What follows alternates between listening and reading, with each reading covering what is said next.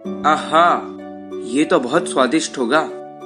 ओ शिकारी, मैं इतना छोटा हूँ। अगर तुम मुझे खा लोगे तो ना तुम्हारी भूख मिटेगी ना तुम्हारा पेट भरेगा।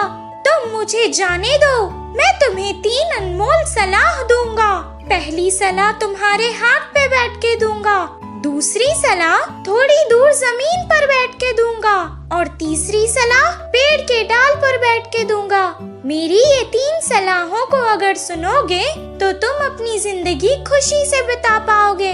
हाँ, ये बात सही है।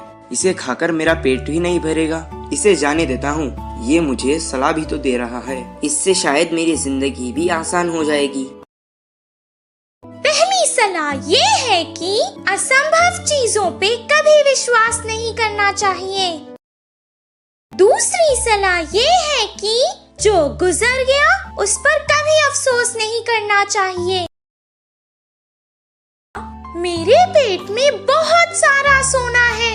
अगर तुम उसे ले लेते तो तुम्हारी 7 पीढ़ियां आराम से बैठकर खा सकती थी।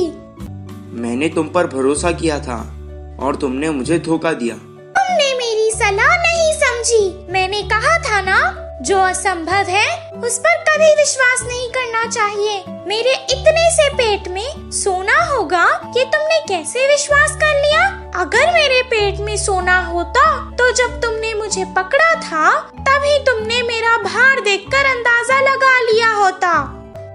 जो गुजर गया उस पर कभी अफसोस नहीं करना चाहिए।